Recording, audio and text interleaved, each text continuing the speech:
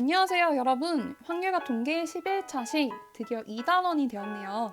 2단원부터는 학교에서 오프라인으로 수업을 할 수 있을 줄 알았는데 이렇게 또 온라인으로 만나게 되다니 뭔가 아쉽기도 하면서 좋기도 하면서 복잡미묘한 생각이 듭니다. 자, 이번 2단원 확률의 뜻에 대해서 이번 시간에 알아볼 건데요. 일단은 확률이라는 개념을 여러분들이 굉장히 평소에 많이 잘 알고 있는 개념이라고 생각을 하겠지만 이것을 조금 더 우리가 수학적으로 똑똑하게 어떻게 사용할 수 있는지를 2단원에서 공부를 하면 여러분들이 더 잘 알 수 있을 거예요. 자, 그래서 여러분들 교과서 43페이지 펴시고 한번 2단원 확률의 뜻에 대해서 같이 알아보도록 합시다. 자, 먼저 우리가 개념 얘기를 먼저 볼 건데요. 여기 보면 동전이랑 주사위가 있어요. 자, 동전이랑 주사위를 던지는 그런 활동 많이 해보셨죠? 자, 그러면 1번 봅시다. 한 개 동전을 던질 때 나오는 면을 모두 말해보자 라고 했습니다. 자, 그러면 여기에서 우리가 전 세계 공통적으로 쓰는 이 용어를 한번 사용을 해볼게요. 자, 동전의 앞면을 우리가 뭐라고 하냐면 헤드라고 해요. 헤드. 머리, 헤드. 그리고 동전의 뒷면을 우리가 머리 제일 끝에 있는 게 뭐예요? 네, 발 같지만 꼬리라고 할 겁니다. 그래서 테일이라고 할 겁니다. 그래서 이 앞면, 뒷면을 HT로 표현을 했을 때 나오는 면은 뭐가 있나요? 네, 앞면이 있고 뒷면이 있겠죠. 이렇게 쓸 수 있어요. 자, 그다음 한 개의 주사위를 던질 때 나오는 눈의 수를 모두 말해보라고 했어요. 주사위는 총 몇 개의 면이 있죠? 네, 6개의 면이 있습니다. 그래서 1부터 6까지 수가 모두 적혀져 있죠. 그래서 눈의 수는 1부터 6까지 이렇게 쓸 수가 있겠네요. 자, 그래서 우리가 방금 동전도 던져봤고 주사위도 던져봤고 집에서 괜히 책도 한번 던져보게 되고 던질까 말까 이렇게 굉장히 이렇게 많이 던질 수 있는데 이때 나오는 결과들이 보이죠. 이 결과들을 통해서 우리가 확률이라는 개념을 한번 배워보도록 할 건데요. 그 확률이라는 개념을 알기 전에 필요한 것들을 한번 용어 정리를 하고 넘어가 보도록 합시다. 먼저 시행이라는 단어가 있어요. 이게 뭐냐면 같은 조건에서 반복할 수 있고 그 결과가 우연에 의하여 결정되는 실험이나 관찰을 의미해요. 방금 우리가 동전이나 주사위를 던졌죠? 이렇게 동전이나 주사위를 던지듯이 계속해서 반복할 수 있고 앞면이 나올지 뒷면이 나올지 그것은 완전히 우연에 의하여 결정이 되는 것이죠. 그런 것들을 우리가 시행이라고 합니다. 그래서 뭐 예를 들면은 제비뽑기라는 것이나 아니면은 뭐 문구점에 가면은 뽑기 있죠. 아무것도 적혀져 있지 않은 뽑기 이런 것들이 모두 시행이라고 생각을 할 수가 있습니다. 자, 그 다음에 표본공간이란 단어가 있는데요. 어떤 시행에서 일어날 수 있는 모든 결과의 집합이에요. 그러니까 시행이 있으면은 그 중에서 모든 결과를 다 모아놓은 것을 표본공간이라고 해요. 아까 전에 동전을 던지는 시행에서는 앞면이랑 뒷면이 나올 수 있는 모든 결과였죠. 따라서 동전을 던지는 시행에서의 표본 공간은 앞면과 뒷면을 모아놓은 것이라고 할 수가 있겠습니다. 그 다음 사건이 있는데요. 사건은 표본 공간의 부분 집합이에요. 그러니까 표본 공간이 어떤 시행을 했을 때 나올 수 있는 모든 결과라면 사건은 그 중에 일부만 얘기를 한다는 것이죠. 전체가 될 수도 있지만 보통 일부가 되기도 합니다. 그래서 예를 들면 아까 우리가 주사위를 던졌을 때 그 주사위를 던지는 시행에서 일어날 수 있는 모든 결과는 1, 2, 3, 4, 5, 6 이렇게 총 6개의 눈이 나오는 것이었죠. 그 중에서 표본 공간의 부분집합인 사건을 생각을 해보면 뭐 예를 들면은 짝수의 눈이 나오는 사건 이런 식으로 짝수의 눈은 2, 4, 6 이렇게 나오잖아요. 그러니까 1, 2, 3, 4, 5, 6 중에서 2, 4, 6은 부분집합이다 라고 할 수 있죠. 이런 것들을 우리가 사건이라고 얘기를 합니다. 그 다음에 근원 사건은 한 개의 원소로 이루어진 사건이에요. 그러니까 뭐 앞면이 나오면 앞면 하나 아니면 뒷면이 나오면 뒷면 하나 이런 식으로 하나씩만 호던소를 갖고 있는 사건을 우리가 근원 사건이라고 합니다. 그러면 아래 보기를 통해서 한번 지금 배웠던 용어를 복습을 해볼게요. 1, 2, 3, 4가 각각 하나씩 적힌 4장의 카드 중에서 임의로 한 장의 카드를 뽑을 건데 이때 표본 공간 S를 써라고 했습니다. 4장의 카드 중에서 한 장의 카드를 뽑는 게 지금 시행인 거죠. 그러면은 1이 나올 수도 있고 2가 나올 수도 있고 3이 나올 수도 있고 4가 나올 수도 있는 거죠. 이렇게 어떤 시행을 했을 때 나올 수 있는 모든 결과를 모아놓은 것이 표본 공간이다 라고 생각을 하시면 돼요. 그 다음에 2번 카드에 적힌 수가 홀수인 사건을 A라고 한대요. 그러면은 1, 2, 3, 4 중에서 홀수인 것들만 모아놓은 게 이 사건 A인 거예요. 1, 2, 3, 4 중에 홀수 뭐가 있나요? 1과 3이 있죠. 이것이 A다 라고 쓸 수 있겠죠. 그럼 옆에 그림에도 쓸 수 있겠죠.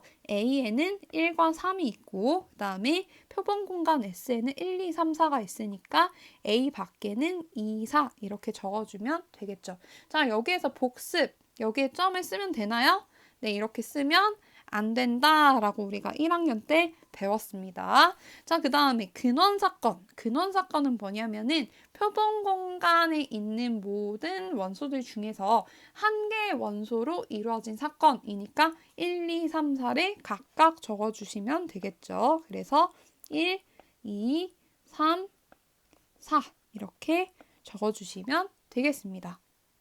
자, 그 다음에 용어 정리 조금만 더 해볼게요. 표본 공간 S의 두 사건 A랑 B에 대해서 그러니까 조금 여러분들이 생각하기 편하게 하면은 이 S는 전체 집합이라고 생각하고 이 전체 집합 안에 있는 두 개의 부분 집합 A, B라고 생각을 하시면 돼요.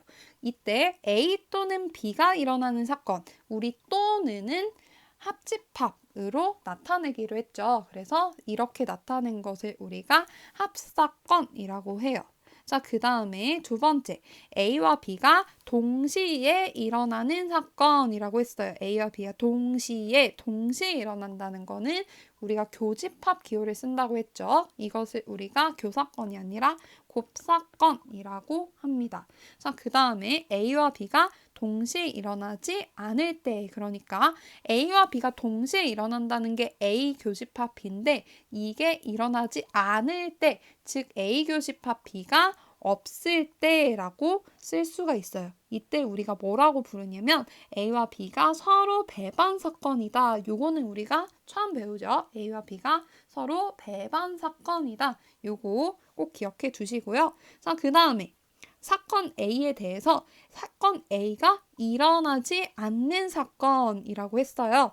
A가 일어나지 않는다라는 건 A를 제외한 모든 사건이라는 거잖아요. 이것은 우리가 A 여집합이라고 생각을 할 수 있죠. 우리는 사건에 대해서 보고 있기 때문에 이것은 A의 여사건이라고 얘기를 합니다. 자, 이것도 새로 나오는 용어니까 잘 기억을 해 둡시다.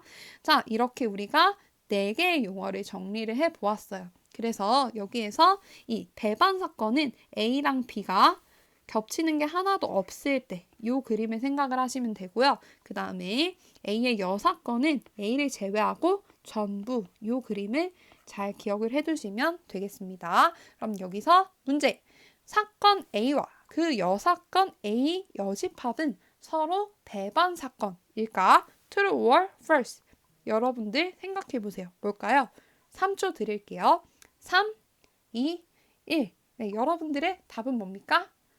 네, 그렇습니다. 이것은 서로 배반 사건이 맞습니다. 왜 그런지 볼까요? 자, 우리가 사건 A와 여사건 A, 여사건, 이것이 배반 사건인지 보려면 두 개를 교집합 시켜봐야 돼요. 교집합했을 때 공집합이 나오면 배반 사건이다 라고 할 수 있는데 A랑 A 여사건은 하나도 겹치는 게 있을 수가 없죠. 그러니까 자연스럽게 두 사건은 배반 사건이다 라고 할 수가 있는 것입니다. 자, 그러면 지금 우리가 배운 용어를 잘 이해했는지 보기를 통해서 복습해 볼게요. 한 개의 주사위를 던지는 시행에서 표본 공간 S, 나올 수 있는 모든 결과를 모아놓은 것이죠. 어떤 것들이 있나요? 네, 1부터 6까지 모두 써주시면 되겠습니다.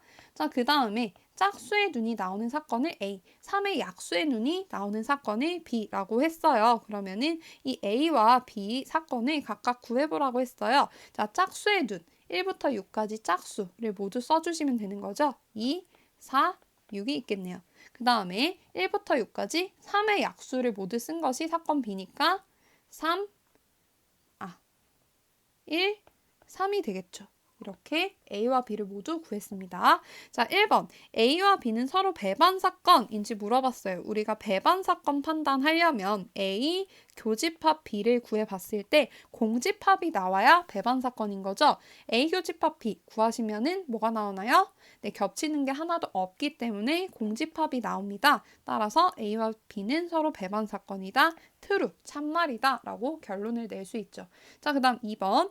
A의 여사건을 구하라고 했어요. 지금 전체 표본 공간이 1부터 6까지 모든 원소를 나열한 것인데 여기서 A의 여사건을 구하라고 했으니까 A에 있는 것만 제외하고 쓰시면 되겠죠. 따라서 1, 2는 A에 있고 3, 4는 A에 있고 5, 6은 A에 있고 그래서 이렇게 A의 여사건 구할 수 있었습니다. 자, 그러면 우리가 본격적으로 확률에 대해서 알아보도록 할 텐데요. 자, 여러분, 쌤이 오늘 집에 가다가 상록수역에서 펭수를 만날 확률은 어느 정도가 될까요? 선생님의 바람으로는 정말 100%였으면 좋겠습니다. 선생님은 정말 펭수를 만나보고 싶어요. 하지만 그렇지 않을 수도 있겠죠. 자, 그럼 여러분들, 선생님이 펭수를 만날 확률은 과연 어떻게 계산을 할 수 있는 걸까요? 우리가 그 확률을 계산하는 다양한 방법들에 대해서 이번 시간에 배워보도록 할 건데요. 먼저 첫 번째로는 수학적 확률이라는 게 있어요. 수학적 확률의 대표적인 예로 이렇게 국제축구연맹이 주관하는 축구 경기에서 사용하는 동전을 던졌을 때 동전이 앞면이 나오는지 아니면 뒷면이 나오는지를 우리가 정말 수학적으로 딱딱 계산을 해서 낼 수가 있거든요. 이것을 우리가 수학적 확률이라고 해요. 그 다음에는 통계적 확률이라는 게 있어요. 통계적 확률. 우리가 일반적으로 이제 통계를 낸다라고 한다는 것은 경험적으로 관찰할 수 있는 것들을 가지고 통계를 내서 얘기를 한다는 것이죠. 그래서 뭐 예를 들면은 그 지역에서 비가 올 확률을 만약에 얘기를 한다고 하면은 그 지역에서 비슷한 상황에서 뭐 한 100일을 조사를 했는데 그 중에서 한 20일이 비가 왔다. 그러면은 강수 확률을 그런 것을 기반으로 해서 계산을 하는 거예요. 이렇게 하는 것들이 우리가 통계적 확률, 경험적 확률이라고 하고 그리고 어떤 확률이 있냐면 기하적 확률이 있어요. 근데 기하적 확률은 우리가 교과서에서 배우지는 않을 겁니다. 따라서 이번 시간에는 수학적 확률 그리고 통계적 확률 이 두 개의 확률을 어떻게 구하는지만 배워보도록 할 거예요. 먼저 수학적 확률에 대해서 보도록 할게요. 이 수학적 확률은 라플라스라는 사람이 정의를 했어요. 이 포켓몬스터에 나오는 그 라플라스랑은 다른 사람입니다. 자, 이 라플라스가 수학적 확률을 정의를 할 때 어떻게 했냐면 이제 어떤 시행에서 표본 공간 S의 각 근원 사건이 일어날 가능성이 모두 같은 정도로 기대될 때 이 확률을 이렇게 정의를 했어요. 자, 그럼 이것을 한번 해석을 해보도록 할게요. 자, 이 NS는 뭐냐면은 S의 원소의 개수예요. 근데 아까 S가 뭐라고 했냐면 표본 공간이라고 했어요. 그러니까 표본 공간의 원소의 개수가 NS예요. 이것을 다른 식으로 풀어서 얘기를 한다면 전체 사건이 일어날 경우의 수라고 할 수가 있어요. 다음에 NA는 사건 A의 그 집합의 원소의 총 개수잖아요. 이것은 사건 A가 일어날 경우의 수라고 할 수가 있습니다. 따라서 우리가 어떤 사건 A가 일어날 확률을 구하려면 전체 사건이 일어날 경우의 수를 구해서 분모에다가 놓고 사건 A가 일어날 경우의 수를 구해서 분자에다가 놓으면 되는 겁니다. 이때 우리가 이 사건 A가 일어날 확률을 PA로 기호로 나타내는데 이 PA는 A가 일어날 확률이라고 해요. 그래서 이 P는 뭐의 약자냐면은 probability의 약자라고 생각을 하시면 돼요. 아는 친구들은 알겠지만 probability가 확률을 의미하는 영단어죠. 그래서 그것이 앞자 P를 따서 PA라고 나타낸 것이 사건 A가 일어날 확률입니다. 이렇게 우리가 전체 사건이 일어날 경우의 수 분의 사건 A가 일어날 경우의 수 이렇게 구한 확률을 수학적 확률이라고 합니다. 정말 이론적인 확률이죠. 정말 수학적으로 딱딱 맞는 그런 확률이라고 할 수가 있습니다. 자, 여기에서 이 표본공간 S의 각 근원 사건이 일어날 가능성이 모두 같은 정도로 기대될 때 이 말이 조금 어려운 친구들도 있을 텐데요. 이것은 그냥 각 사건이 일어나는 정도가 모두 같다라고 생각을 하면 되는 거예요. 우연적으로라든가 뭐 이렇게 모든 사건이 일어날 때 뭐 예를 들면 동전을 던졌을 때 앞면이 나오는 것과 뒷면이 나오는 그 정도가 같다라고 기대를 하는 것처럼 각 사건이 일어나는 모든 경우가 그냥 같은 정도로 일어난다라고 생각을 하면 되는 거예요. 예제 1번을 보도록 할게요. 각 면에 1, 2, 3, 4가 하나씩 적힌 서로 다른 두 개의 정사면체를 동시에 던질 때 이때 밑면에 적힌 두 수의 합이 4일 확률을 구해라 고 했습니다. 자, 그럼 우리가 여기서 확률을 구해야 되기 때문에 일단은 전체 사건이 일어날 경우의 수를 구해야겠죠. 그러면 이 사건이 어떤 것인지를 보도록 할게요. 자, 여기서 보면 각 면에 1, 2, 3, 4가 하나씩 적힌 서로 다른 두 개의 정사면체가 있다고 했습니다. 정사면체가 뭐죠? 네, 이렇게 면이 4개가 있는 정다각형을 우리가 정사면체라고 해요. 약간 그 피라미드처럼 생겼죠. 얘네가 서로 다른이라고 했으니까 하나는 빨간색, 하나는 파란색 이렇게 놓도록 하겠습니다. 이것을 동시에 던질 때 밑면에 적힌 두 수의 합이 4라고 했어요. 자, 그러면 우리가 이 두 개의 정사면체를 동시에 던졌을 때 나올 수 있는 상황을 모두 생각을 해봅시다. 그것을 표본공간 S라고 한다면 일단은 이 빨간색 정사면체에서 나오는 숫자를 이 순서상의 앞에다가 적고요. 그 다음에 파란색 정사면체에서 나오는 숫자를 뒤에다가 적을게요. 순서상에. 그러면 일단은 1, 2, 3, 4 중에서 1, 1이 있겠죠. 그 다음에 뭐 1, 2 이런 것도 있을 거고 아니면 1, 3 이런 거 있을 거고 뭐 쭉 이렇게 해서 예를 들면 2, 1 이런 것들도 있을 거고 이런 식으로 쭉 구해서 뭐 4, 4 이렇게 순서상을 구할 수 있겠죠. 자, 그럼 여기에서 선생님이 전부 다 순서상을 적지는 않았는데 여기에서 이 S의 원소수, 즉 표본 공간이 원소의 총 개수를 우리가 생각은 해볼 수가 있어요. 자, 전체 사건의 경우의 수 어떻게 구하면 될까요? 네, 이 순서상에서 앞에 올 수 있는 수는 1, 2, 3, 4 총 4가지 경우가 있죠. 그리고 이 뒤에 올 수 있는 수도 1, 2, 3, 4 총 4가지 경우가 있습니다. 동시에 이렇게 순서상을 만들어야 되는 거기 때문에 4 곱하기 4가 전체 경우의 수가 된다는 것을 알 수가 있겠죠. 따라서 전체 사건이 일어날 경우의 수는 16이라고 할 수가 있겠습니다. 다음에는 우리가 밑면에 적힌 두 수의 합이 4인 이 사건을 우리가 A라고 합시다. 이 사건을 A라고 합시다. 이때 이 사건 A에 속하는 이 순서상들을 모두 다 적어보면 일단 빨간색에서 1 나오면 파란색에서 3 나와야겠죠. 그 다음에 빨간색에서 2 나오면 파란색에서 2 나와야겠죠. 그다음 빨간색에서 3 나오면 파란색에서 1 나와야겠죠. 이 세 가지 경우 말고 두 수의 합이 4인 경우가 있나요? 네, 없습니다. 따라서 이 A 사건은 이렇게 3개의 원소를 갖는다라고 할 수가 있어요. 따라서 사건 A가 일어날 수 있는 경우의 수는 3이라고 우리가 결론을 내릴 수 있겠네요. 이때 우리가 구해야 되는 것은 A의 확률, PA예요. 이것은 어떻게 구하냐면 전체 사건이 일어날 경우의 수 분의 사건 A가 일어날 수 있는 경우의 수니까 NS가 아까 전에 16이었고 그 다음 NA가 3이었죠. 따라서 A가 일어날 확률 16분의 3이다. 라고 할 수가 있겠습니다. 그러면 다음 장으로 넘어가서 예제 2번을 보도록 할게요. 오른쪽과 같은 과자 안에는 운세가 적힌 종이가 한 장씩 들어있어요. 이런 과자를 우리가 포춘쿠키라고 하죠. 행운이라고 적힌 종이가 들어있는 과자 3개를 포함해서 7개의 과자 중에서 임의로 3개의 과자를 동시에 택한다. 이것이 우리가 지금 시행이라고 할 수 있겠죠. 이때 행운이라고 적힌 종이가 2장 나올 확률을 구하라고 했습니다. 자, 그러면 여기에서 우리가 행운이라고 적힌 종이가 2장 나올 확률을 구하려면 일단은 전체 사건이 일어날 수 있는 경우의 수를 구하고 그 다음에 행운이라고 적힌 종이가 나올 수 있는 2장 나올 사건의 경우의 수를 구해서 그것으로 확률을 구하시면 되겠죠. 자, 그러면 먼저 전체 사건이 일어날 수 있는 경우의 수를 구해보도록 할게요.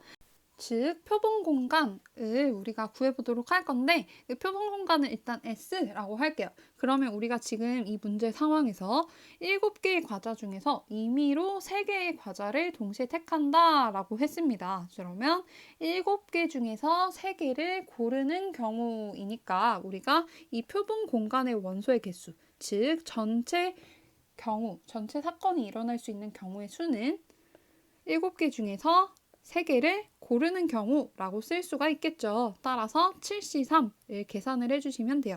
계산해 볼게요. 분자에 7, 6, 5 그리고 분모에 3, 2, 1 그래서 3이 6 약분하시면 35가 되겠죠. 따라서 전체 사건이 일어날 수 있는 경우의 수는 바로 35다라는 것을 알 수 있었어요. 자, 그 다음에 우리가 이 사건 A를 뭐라고 줄 거냐면 행운이라고 적힌 종이가 2장 나오는 사건을 우리가 A라고 하겠습니다. 그러면 우리는 지금 7개 중에서 과자를 3개를 택하니까 결국에는 종이도 3개가 나오겠죠. 그 3개의 종이 중에서 행운 종이가 2장 나온다고 했어요. 그럼 나머지 1장은 행운이라고 적히지 않은 종이가 1장이 나오겠죠. 결국 우리는 총 7개 중에서 3개의 과자를 택해서 3개의 종이를 얻는데 그 3개 중에서 2장은 행운, 그리고 1장은 행운이 아닌 것. 이렇게 뽑아야 된다는 겁니다. 자, 그런데 지금 이 문제 상황에서 행운의 종이는 총 3개가 들어있었어요. 그러면 우리는 총 3개의 행운이라고 적힌 종이 중에서 2장을 뽑고 그리고 행운이라고 적히지 않은 종이 4장 중에서 1장을 뽑는 그러한 상황이 사건 A라고 생각을 할 수가 있겠죠. 그래서 여기 선생님이 1번, 2번이라고 적어놨습니다. 1번 행운 종이 3장 중에서 2장을 뽑는 것, 그리고 2번 행운 종이 아닌 4장 중에서 1장을 뽑는 것. 이것이 동시에 일어났을 때 우리는 사건 A라고 할 수 있다라는 것이에요. 자, 그럼 여기에서 우리가 이 사건 A가 일어날 수 있는 경우의 수를 구할 수 있겠죠. 이것은 행운 종이 3장 중에서 2개를 뽑는 것. 이게 1번 상황이었죠. 자, 그와 동시에 행운이 아닌 종이 4장 중에서 1장을 뽑는 거, 이게 2번 상황이었죠. 이 둘은 동시에 일어나야 되니까 곱의 법칙에 의해서 곱해주면 되겠죠. 이 3C2는 뭡니까? 3이죠. 4C1은 4예요. 그래서 3, 4, 12. 이것이 사건 A가 일어날 수 있는 모든 경우의 수라고 할 수가 있겠네요. 우리가 구하는 확률은 A의 확률이니까 전체 경우의 수 분의 사건 A가 일어날 수 있는 경우의 수 계산을 해주시면 되겠죠. 전체 경우가 35, 그리고 A가 일어나는 경우의 수가 12니까 답은 35분의 10이다 라고 할 수가 있겠습니다. 자, 그래서 여기까지 우리가 수학적 확률에 대해서 알아보고 수학적 확률에 대한 문제를 몇 가지 풀어보았습니다. 이제는 두 번째, 통계적 확률에 대해서 알아보도록 할 건데요. 이 통계적 확률에 다른 이름이 있어요. 무엇이냐면 경험적 확률이에요. 경험을 통해서 얻는 확률을 우리가 이 통계적 확률이라고 할 수가 있겠습니다. 따라서 이 통계적 확률을 구하려면 경험을 해야겠죠. 직접 내가 실험을 해보고 관측을 해보고 이렇게 실제적으로 우리가 구하는 확률을 통계적 확률이라고 생각을 하시면 돼요.